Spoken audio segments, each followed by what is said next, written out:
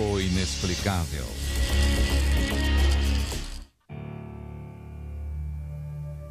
OVNIs, objetos voadores não identificados.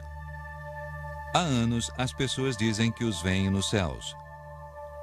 Os antigos viam luzes misteriosas no céu, acreditavam que os deuses estavam vindo visitá-los.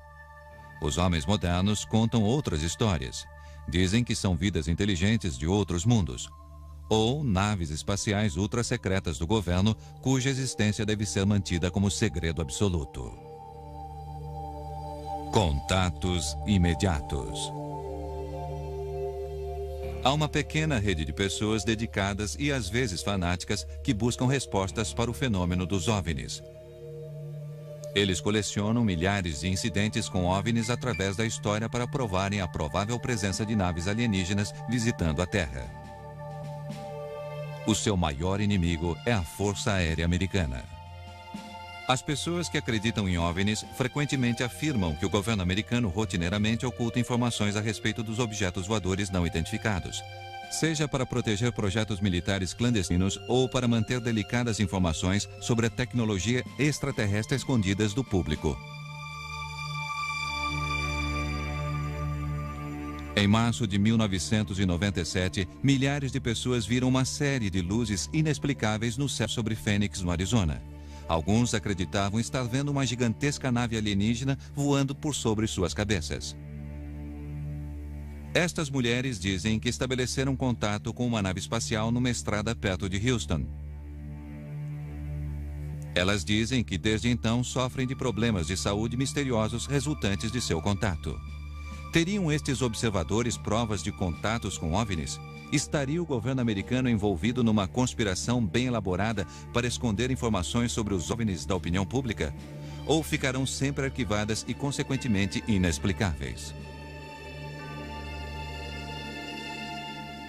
No decorrer da segunda semana de março em 1997, muitos habitantes de Phoenix notaram luzes estranhas no céu. Todas as noites, por volta das 21 horas, uma formação curiosa aparecia. Durante toda a semana, uma corrente começou a agitar toda a comunidade ligada aos OVNIs. Telefones celulares, pagers e sites na internet espalhavam notícias sobre as estranhas atividades nos céus de Phoenix.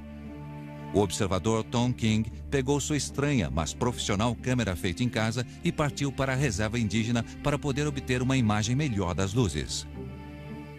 Eu as observei por alguns segundos. Não era um avião, não sei o que é. É hora de examinarmos estas coisas.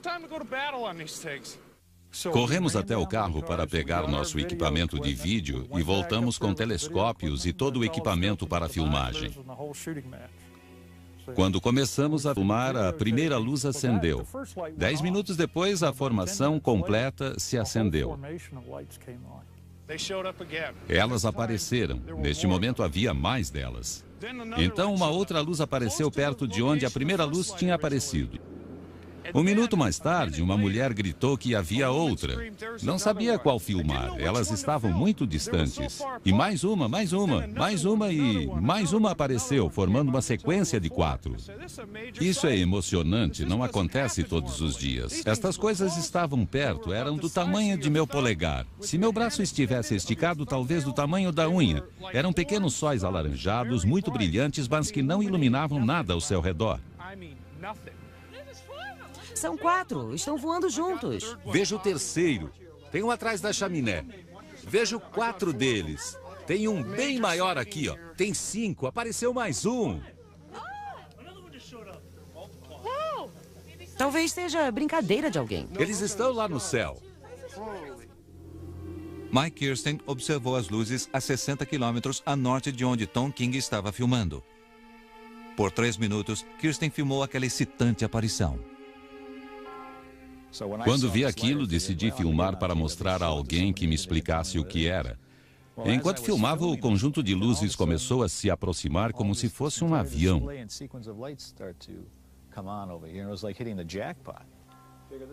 Olhe que loucura! Aí vem elas. Tem uma terceira. Minhas mãos estavam bem firmes. Meu único erro foi tentar focalizar melhor as luzes. Chamei minha mulher e ela ficou muito intrigada. Comecei a filmar às 22 horas e aparentemente pessoas viram a aparição daquelas luzes a partir das 20 horas e 30 minutos até as 22. Existem muitas testemunhas do acontecimento.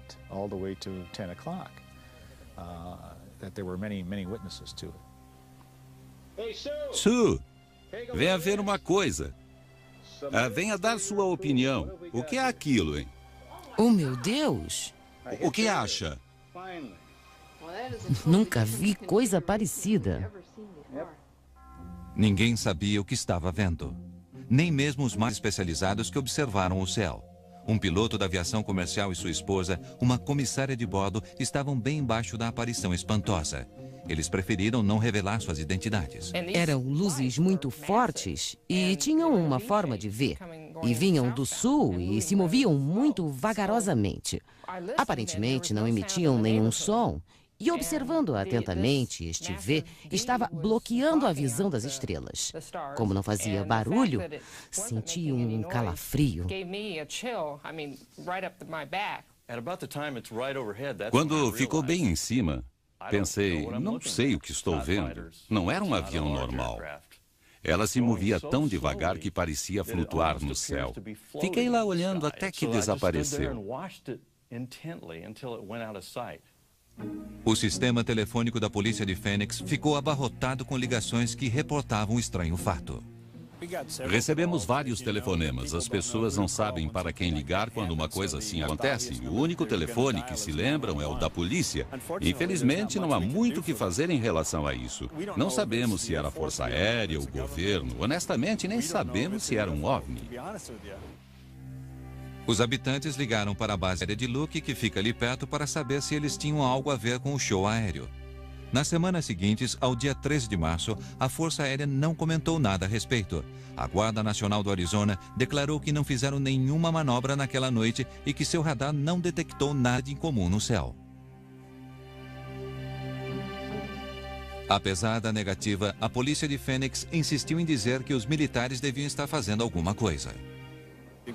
O Novo México fica a leste, a Califórnia a oeste. Muitos mísseis são lançados em noites claras. Podemos vê-los a quilômetros daqui.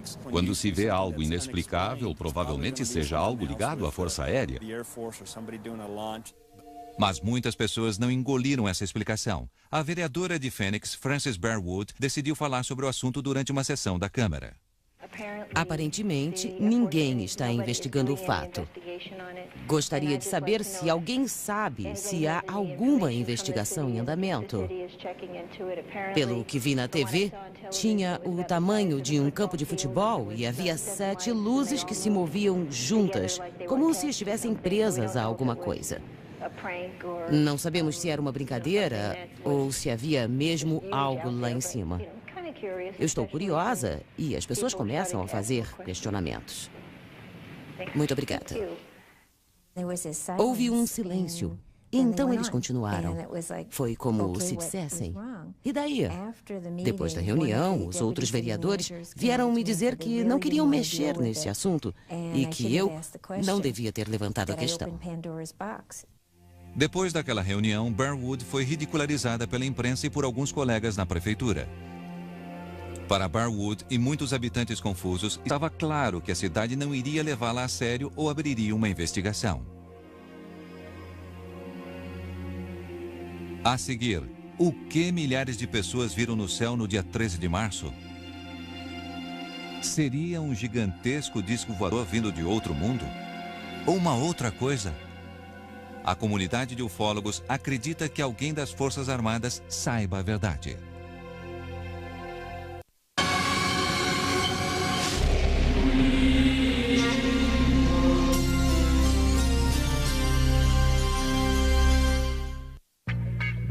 Está apresentando O Inexplicável.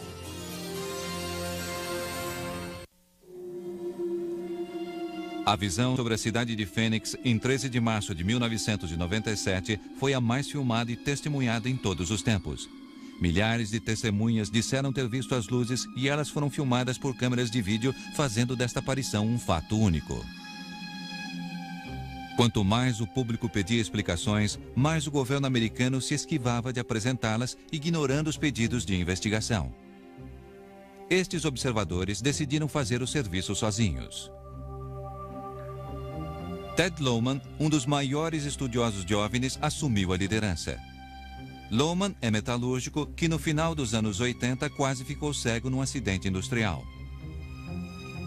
Durante a sua recuperação, seu pai passou-lhe os estudos de uma vida inteira sobre os OVNIs. Lohman mergulhou no que se chama de ufologia. Mais tarde, ele criou um programa de TV, um fórum público para o assunto. Eu me envolvi com a TV em 1990 para mostrar para o mundo que o fenômeno dos OVNIs existe de verdade e coloquei pessoas confiáveis falando sobre o assunto.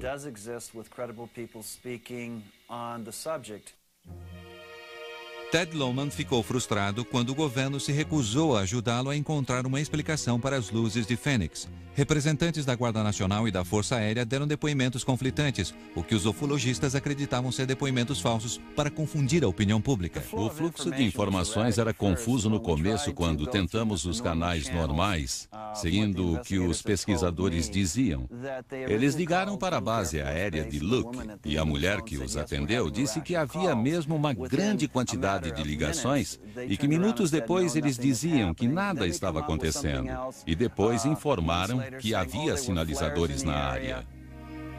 A Guarda Nacional do Arizona, que originalmente dissera que não havia aviões no céu no dia 13 de março, em maio, depois que o jornal USA Today publicou o artigo sobre o acontecido, mudou a sua versão. Eles disseram que a Guarda Nacional de Maryland tinha feito uma visita e, durante exercícios de treinamento, era responsável pelos foguetes de sinalização. Lohman decidiu examinar os vídeos caseiros feitos naquela noite para ver se esta nova explicação poderia ser confirmada.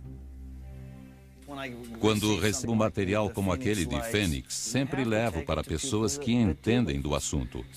Contato Jim Delatosto ou alguém que seja da área e em quem eu confie, que examine o material e me dê sua opinião honesta sobre aquilo. Jim Delatosto é um entusiasta dos OVNIs e é presidente de uma empresa que produz material de computação gráfica para diversão e clientes aeroespaciais. Ele sempre colabora com os investigadores analisando filmes sobre aparições.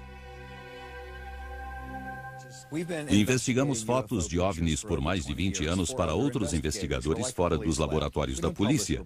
Não publicamos relatórios. Nós damos informações para outros pesquisadores. Fazemos isso para pessoas na Rússia, Brasil, Flórida, Canadá e outros locais. Então, quando a aparição das luzes em Fênix, em março de 1997, nós fizemos a investigação e o medimos, não para provar que era ou não uma nave extraterrestre, e sim para guardar a informação. Delatosto concorda com Lohman que a aparição de Fênix não pode ser explicada como uma simples sequência de foguetes de sinalização. Podemos comparar com luzes de aviões, carros, balões, chamas e dizer elas são parecidas. Não eram. Geofisicamente, quando triangulamos e comparamos os 5 vídeos que foram feitos, chegamos à conclusão que não está nem um pouco perto do local, onde a Guarda Nacional alegou haver os foguetes de sinalização que duraram no máximo 10 minutos. Este fato aconteceu durante horas na noite de 13 de março. Not only lasted 10 minutes, the setting off of flares. This event happened for hours on the night of March 13th. Muitas testemunhas questionam o local onde os sinalizadores foram arremessados, segundo a Guarda Nacional. Eles dizem que as luzes não desciam nem iluminavam as montanhas como os foguetes fariam. Eu gostaria de dizer que as luzes que vi naquela noite não eram definitivamente foguetes de sinalização. Eu joguei estes sinalizadores de meu helicóptero no Vietnã e estive no solo no Vietnã e vi sinalizadores serem jogados lá de cima. Vi sinalizadores de um caça serem atirados por outro caça e sei que eles têm um bruxuleio diferente. Eles caem de paraquedas e não conseguem manter uma forma em V constantemente enquanto estão no céu. Será que eram sinalizadores? O exército diz que sim. Acredito que algo estava acontecendo. Talvez um show para as pessoas na área de Fênix, só que durou muito tempo para ser um conjunto de sinalizadores.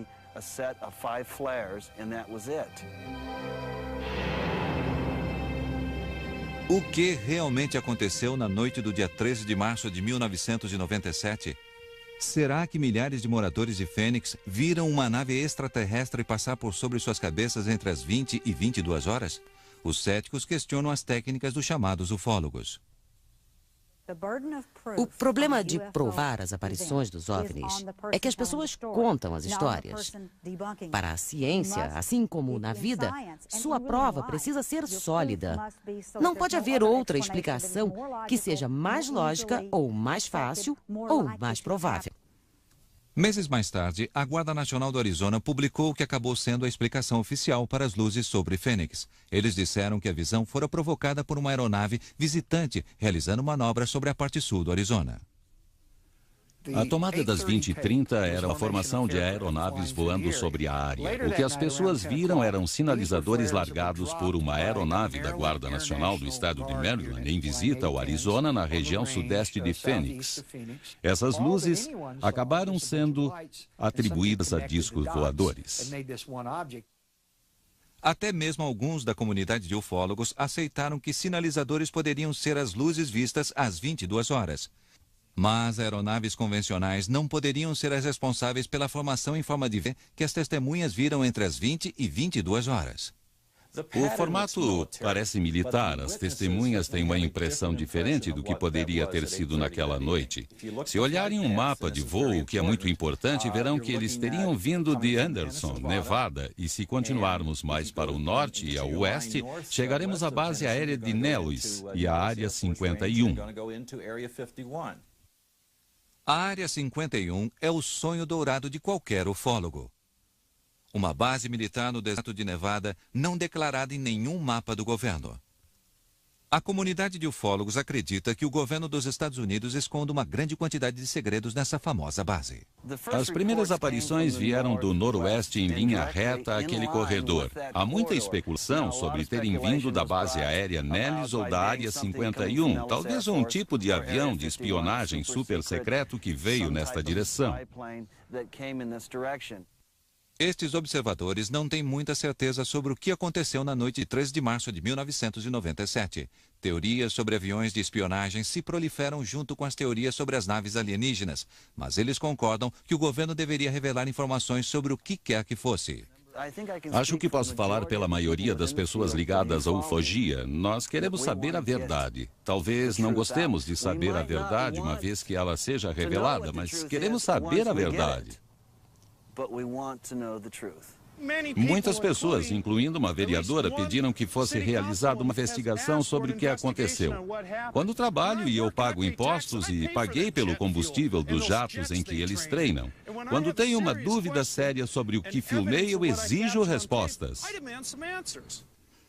Parece que há uma lei formal que dita que não façamos esse tipo de perguntas quando trabalhamos para o governo. Há tantas pessoas que viram o acontecido naquela noite. Eu nunca vi nada em minha vida, mas algo aconteceu naquela noite. Centenas de pessoas me contaram o que viram. Todas descreveram a mesma coisa. Algo aconteceu de verdade. Apesar das insistências da comunidade de ufólogos, a Guarda Militar disse que não havia mais nada a ser dito sobre as luzes sobre Fênix no dia 3 de março de 1997.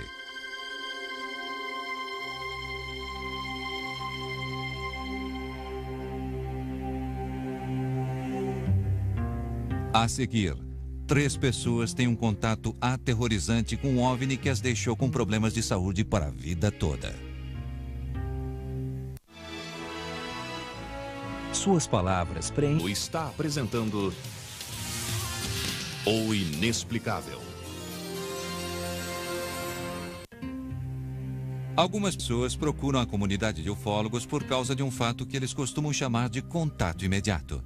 Elas acreditam terem visto alienígenas e naves extraterrestres ou coisas que elas não conseguem explicar. 2 mulheres dizem que suas vidas foram desastrosamente alteradas depois de um contato com uma nave não identificada. A comunidade de ufólogos era a única opção de ajuda para elas. Betty Cash era proprietária de um café em Dayton, uma pequena cidade a 60 quilômetros de Houston. Sua amiga, Vicki Landrum, trabalhava com ela como garçonete. Às 19 horas do dia 29 de dezembro de 1980, as duas mulheres se dirigiam a uma igreja em New Caney, Texas, com o neto de 6 anos de Vicky, Colby, para uma noitada de bingo. Ao saberem que o bingo havia sido cancelado, os três voltaram para casa às 21 horas. Começamos a voltar para Dayton e, de repente, Colby olhou para cima e perguntou: Vovó, que luz brilhante é aquela? Eu mal conseguia ver o meio da estrada. A luz era muito forte. Então, Vicky gritou para que eu desviasse. Betty, está vindo em nossa direção, pare. Estava bem na frente e não podíamos fazer a volta para retornarmos. Por isso paramos. Eu fiquei no banco do passageiro e segurei Colby. Betty andou até a frente do carro e ficou lá, olhando para cima. Eu gritei para que ela voltasse para o carro. Temi que ela se queimasse. Os três encontraram acidentalmente o que parecia ser uma nave em estado de emergência. A nave emitia ondas de calor forte e chamas em direção ao asfalto e os ocupantes do carro. Era uma coisa em forma de diamante. Ou melhor, era parecido com isso e havia uma chama saindo debaixo dela. Minha curiosidade aumentou e quis descobrir o que era. A luz era tão forte que estava me cegando. Fiquei tentando ver da melhor maneira o que poderia ser. Vicky continuava a gritar para que eu voltasse, pois temia que fôssemos queimados vivos. Quando peguei na maçaneta da porta, ela queimou a minha mão. As chamas da nave tinham esquentado a parte exterior do carro a ponto de fervura. Quando entrou no carro, Betty ligou o ar-condicionado para tentar refrescar o carro que havia se tornado insuportavelmente quente. Aterrorizados, eles viram a nave tentando alçar voo novamente e elas imaginam que isso levou quase 10 minutos. Quando a nave saiu da estrada, Betty Cash tirou seu carro dali. A nave subia e descia. Finalmente, a nave voou devagar para cima. Devagar mesmo, para os lados de Houston. Quando ela voou, começamos a ver os helicópteros. E não eram pequenos. Eram do tipo que as pessoas pulam de paraquedas. Eu contei 23. Vicky disse que eram 21. Mas nós estávamos muito assustadas e não sabíamos o que fazer. Eles estavam caçando o objeto e nem perceberam que nós estávamos ali. Eles foram para a mesma direção do objeto e não perderam tempo.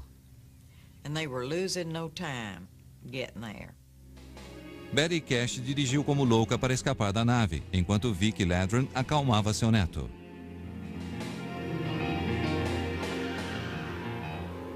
Mas ao dirigirem pela estrada, elas continuavam a ver a estranha caravana.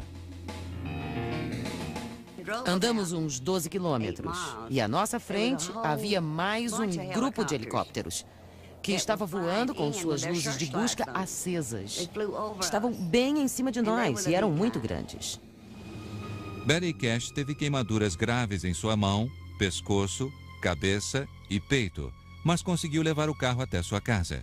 Vicky Ladron teve queimaduras no rosto e Colby nas costas.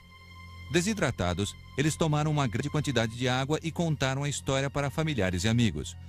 O filho de 21 anos de Betty tentou convencê-la em ir ao hospital para um check-up, mas como nenhum meio de comunicação local mencionou o fato, ela decidiu esperar. Eu queria que fosse naquela noite mesmo.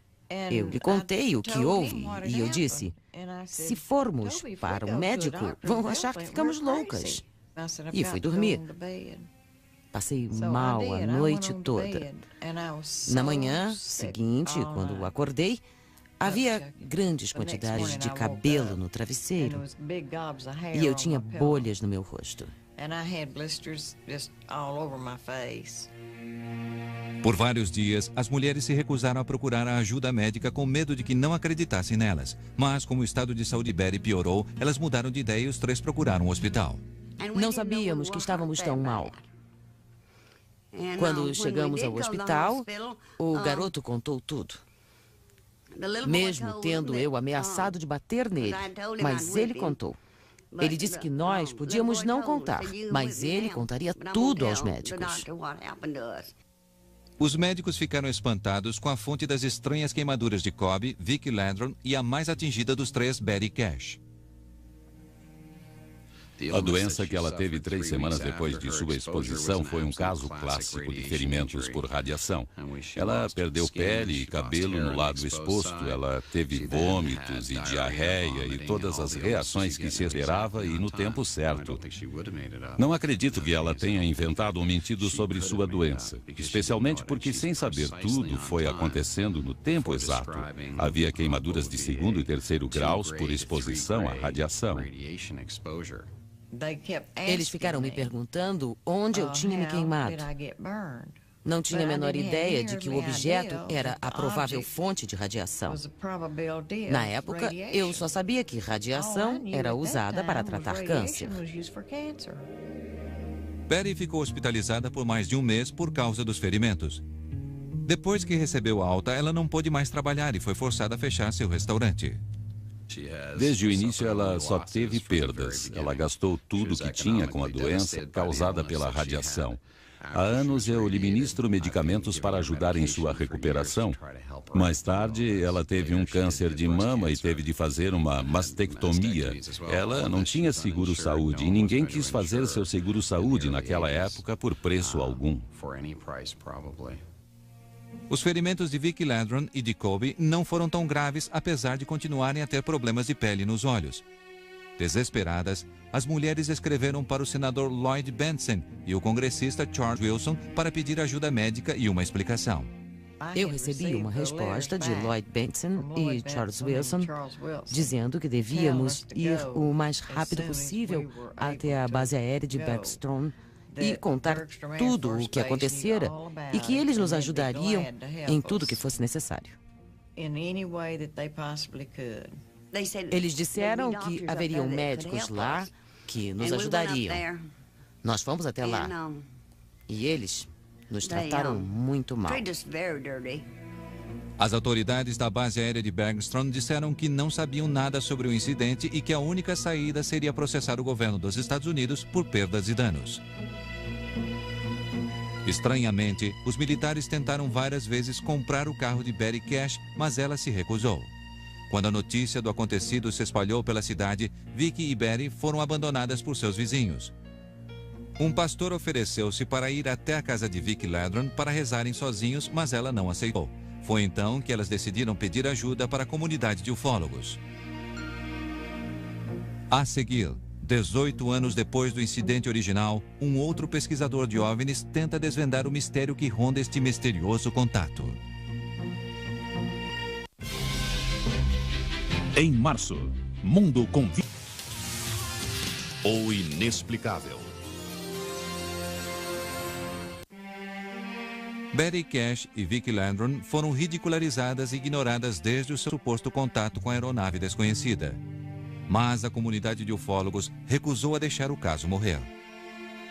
John Schuessler, engenheiro aeroespacial e diretor da Mutual UFO Network, também conhecida como MUFON, uma organização internacional de pessoas que acreditam em OVNIs, que estudam e investigam aparecimentos.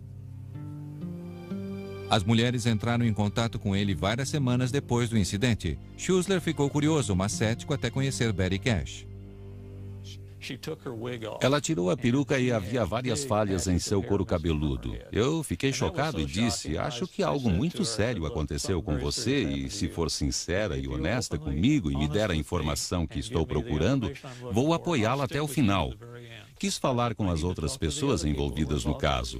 Liguei para Vicki Landron e falei com ela e seu neto Colby. E perguntei-lhes por que foram direto para casa depois do incidente. Elas me disseram que eu tinha de entender o que acontecera. Elas eram pessoas saudáveis e corajosas do Texas. Quando algo acontece, elas não correm para pedir ajuda. A senhora Landron me disse que sempre resolvia seus problemas e que nunca procurava médicos, ia a hospitais ou tomava remédios. Quando eu ficava doente, ela sempre dava um jeito. Foi o que aconteceu dessa vez. Convencido de sua história, Schuessler concordou em buscar explicações. Fomos ao local do incidente. Elas não tinham mais voltado lá. Levamos uma de cada vez e ambas nos apontaram o mesmo lugar, apesar de não terem mais voltado por estarem muito doentes. Andamos pelo local e cronometramos e entendemos o que aconteceu. Olhamos a estrada e as árvores que foram queimadas. Notamos a reação delas ao voltarem ao local. Elas ficaram abatidas e choraram. Elas estavam com medo e não queriam estar ali. Decidimos deixá-las voltar para casa e começamos a andar pela estrada. Schuessler começou a andar pela área procurando testemunhas para o acontecimento. Sua investigação revelou que um policial e sua esposa viram helicópteros militares no céu no dia 29 de dezembro de 1980. Havia outras testemunhas civis que sabiam bem como era um helicóptero e podiam descrevê-los. Só os militares usavam helicópteros daquele tamanho nos anos 80. Pedimos a verificação dos arquivos do Exército. Fomos completamente desprezados. Parecia que aquelas pessoas não existiam e que a informação não existia. Foi assim que começou nossa busca por mais informações. E foi uma longa investigação. Apoiados na lei da liberdade de buscar informações, em 1982, Schuessler conseguiu o que ele considera ser a prova cabal do caso, o relatório oficial militar sobre a reivindicação das mulheres. Eles consideraram a história delas verossímil. Com a ajuda de Schuessler, as duas mulheres contrataram um advogado. Para mim, a história parecia verdadeira. Conheci pessoas que inventaram histórias. Eu não acreditei que elas fizessem isso. E as provas também contradiziam isso.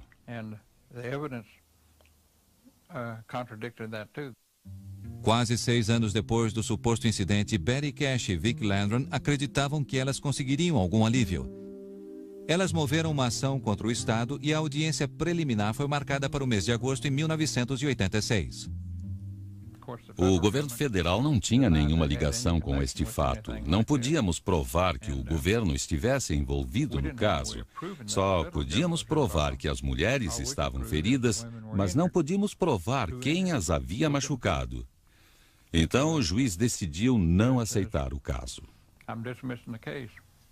Elas perderam as esperanças. Betty Cash e Vic Landron acabaram deixando o Texas para tentar esquecer as dolorosas memórias de sua aprovação. 18 anos depois do acontecimento, depois que os jornais esqueceram a história, um outro pesquisador de OVNIs ainda busca respostas. Estamos chegando a Dayton, no Texas. Há um mistério aqui. Já fiz pesquisas e investigações, já me envolvi em investigações de homicídios e há provas e testemunhas oculares e, como investigador, acredito que as respostas estejam ali e acredito que acabaremos resolvendo o mistério sobre o que aconteceu na noite de 29 de dezembro de 1980. A picture of what transpired on December 29th, 1980. Ken Storch é um policial no subúrbio de Denver. Ele é membro do Mutual UFO Network e um ex-sargento da Força Aérea Americana.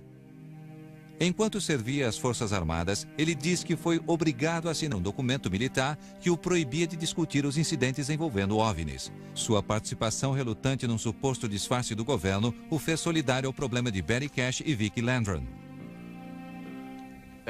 Betty Cash, Vic Landron e Colby vieram por aquela curva e se confrontaram com o desconhecido.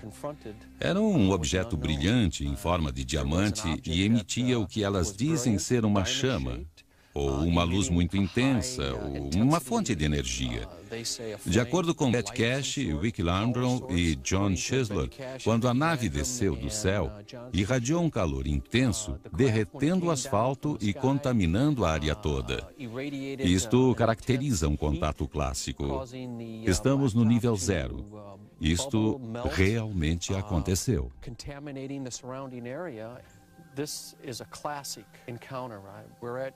Ground zero where it happened. This is it right here. John Schuessler visitou o local 3 semanas depois do acidente e notou as mudanças na estrada. Fomos até lá um tempo depois e a estrada estava reformada completamente.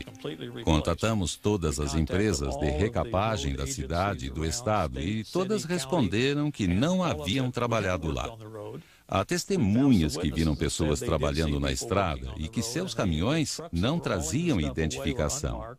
6 semanas depois, a mesma equipe voltou e mexeu na estrada novamente, removendo uns 10 centímetros da superfície. Se olharem atentamente nesta área de 100 a 120 metros, verão que há concreto misturado ao asfalto e a textura muda completamente. E é só nesta parte da estrada, e não na estrada toda. And asphalt, and the texture changes dramatically, and it's just in this one section. I mean, it's not like it's the whole roadway. Stort notou que as mudanças feitas no asfalto da estrada correm paralelamente a um grupo de pequenas árvores na beira da estrada. Estas árvores são jovens comparadas com as outras que devem ter uns 40 a 50 anos de idade. Mas a falta destas árvores aqui indica que elas foram removidas. Por quê? Os investigadores acreditam que o exército americano reformou a estrada para esconder as provas do inexplicável contato de Betty Cash e Vicki Landrum. Acredito que ainda existam provas para serem descobertas e espero mesmo que, ao mantermos o assunto sempre em evidência, sempre pressionando, nós conseguiremos obter respostas e trazer testemunhas que dirão que estavam aqui e que pilotaram os helicópteros e que sentem muito pelo que aconteceu com aquelas 2 senhoras. É importante que os grupos civis continuem investigando os acontecimentos até que não tenham mais razão para isto, porque o governo fará declarações. Quando as pessoas fazem contato com OVNIs, precisam da ajuda de alguém que lhes diga que não estão ficando malucas. As autoridades da NASA e da base aérea de Bergstrom se recusaram a comentar sobre o caso. Betty e Vicki acham que o governo mentiu sobre seu envolvimento desde o início. Eles acabaram com a minha saúde, arruinaram a minha vida. O que mais podem fazer?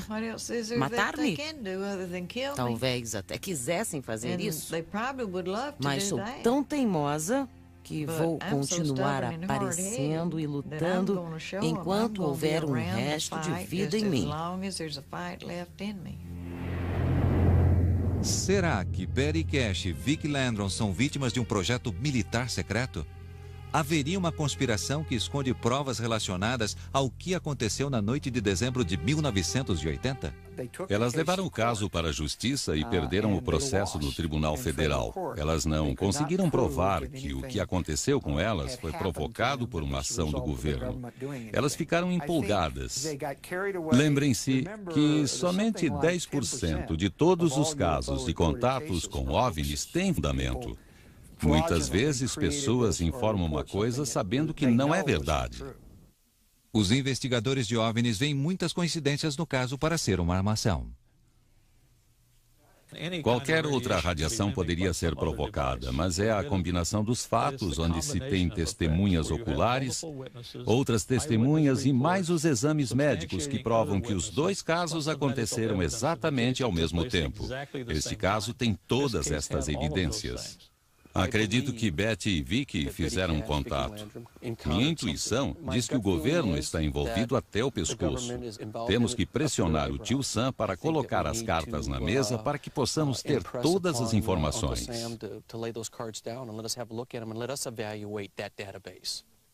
Os críticos dizem que a comunidade de ufólogos está pressionando o governo para obter respostas que simplesmente não existem. Se você não obtém uma quantidade de provas suficientes para que as pessoas façam uma análise objetiva, não importa se você acha que teve a experiência ou quantas lembranças você tem sobre aquilo, as pessoas não estão sendo cruéis quando dizem que não podem continuar a investigação. Elas estão sendo realistas. Os céticos discutem as teorias de conspiração que rondam muitos dos casos de OVNIs e dizem que o governo não tem razões para esconder a verdade. Depois do fato, você pode maquiá-lo e fazer dele uma coisa muito estranha e desconhecida. De acordo com a minha experiência, os militares não mentem sobre essas coisas. Eles se preocupam com sua imagem. Em primeiro lugar, o governo tem todo o interesse de mentir. E segundo, o governo mente de verdade. Temos toneladas de provas que demonstram que eles foram pegos com a boca na botija. O incidente com os negros no Alabama, que foram submetidos a exames estranhos, e os soldados que foram levados para o deserto nos anos 40 e 50, que foram submetidos a uma explosão atômica e depois abandonados. Eu diria a este senhor, papo furado. A seguir, um alto oficial militar se volta contra o governo e exige que se revelem os segredos sobre os OVNIs. O inexplicável. Nos Estados Unidos e no mundo todo, pessoas que acreditam em OVNIs se encontram para contar histórias, trocar informações e compartilhar a indignação da má vontade do governo em comentar estes fenômenos misteriosos. Um dos maiores críticos contra o comportamento do governo é o major aposentado Robert Dean. Ele ocupou um alto cargo na OTAN nos anos 60. Dean diz que viu um documento ultra-secreto militar que continha informações sobre incidentes com OVNIs. Ele diz que isto quase provocou a Terceira Guerra Mundial.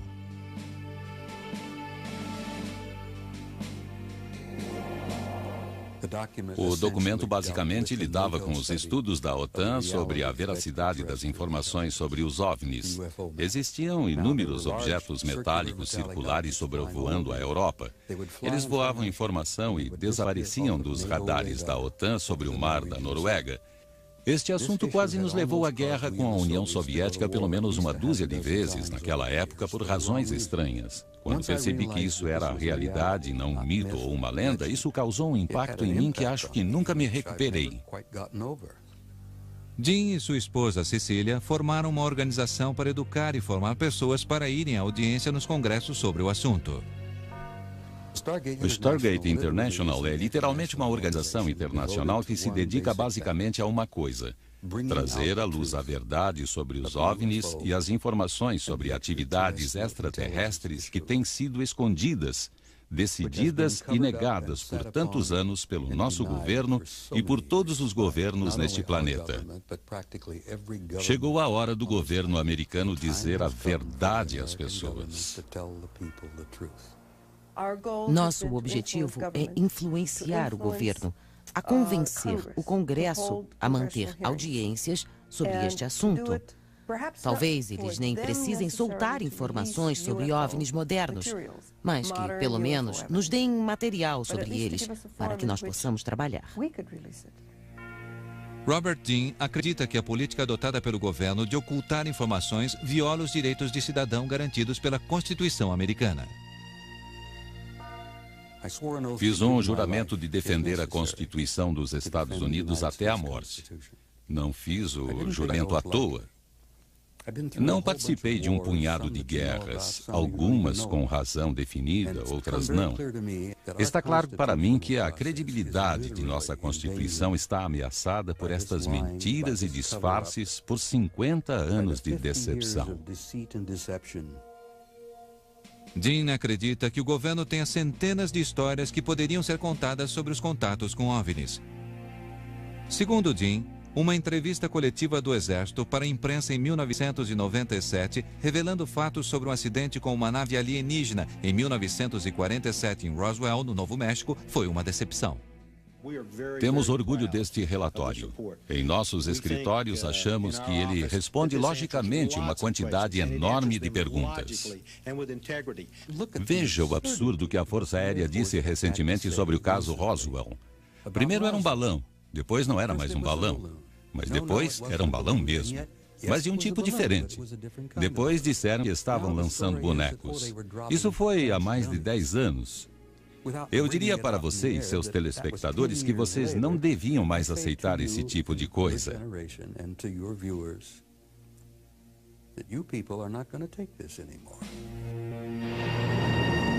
Estaria o governo dos Estados Unidos escondendo segredos sobre os OVNIs e vida extraterrestre de seus cidadãos?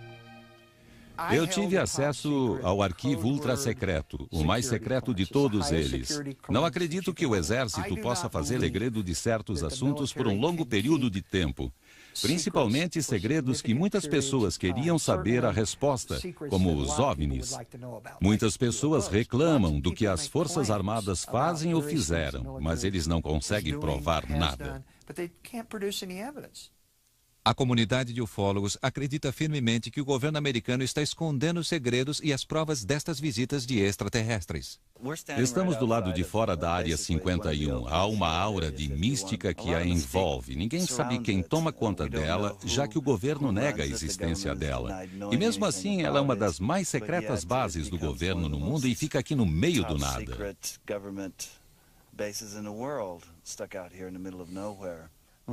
Eu acho que em algum lugar do deserto vamos encontrar ossos enterrados, literalmente. Talvez a nave acidentada da história que ouvimos, lemos, e de alguns depoimentos, mas ainda não temos as provas físicas do acidente com um disco voador na Área 51 em mãos e não podemos mostrar para o resto da comunidade. A maioria dos céticos, mesmo admitindo que haja inteligência extraterrestre no universo, não acreditam que algum contato já tenha sido feito. OVNIs existem. As pessoas veem coisas que não podem explicar. Isto sempre acontece, aconteceu e acontecerá. Sempre haverá OVNIs enquanto houver coisas neste universo que não soubermos explicar. Não acho que devamos ser negativos em relação a isso, pois qual seria a vantagem? Se alguém puder saber como é a tecnologia deles, nossa única maneira de recebê-los será em paz. Senão, teremos que nos render. Acredito que já tenhamos feito contato e que estejam andando neste planeta como nós andamos. Talvez no milênio que se aproxima através de mudanças sociais e governamentais, nós conseguiremos aceitar aqueles que conseguem chegar aqui e aqueles que já chegaram e ainda nem percebemos. Para a comunidade de ufólogos, a questão não é se fizemos contato, é quando. Estes observadores do céu continuarão a olhar as estrelas e a pressionar o governo na busca de provas irrefutáveis da existência de uma nave alienígena. Para o resto de nós, a verdade sobre quem e se alguém habita os céus e que segredos o governo esconde, provavelmente ainda estarão distantes e o segredo continuará inexplicável.